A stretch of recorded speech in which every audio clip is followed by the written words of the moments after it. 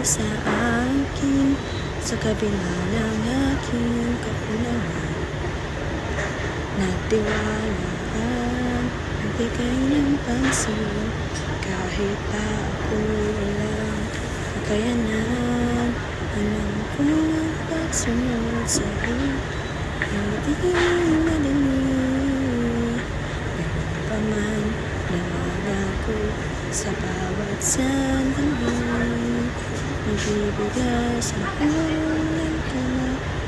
Hindi bigat, hindi sulang, umitin mo ako ayon sa iyong kalooban. Hindi ang nais ko, kundi ang iyong kalooban. Ang tanging kong hinahanap sa'yo maging kapaki-pakinabang.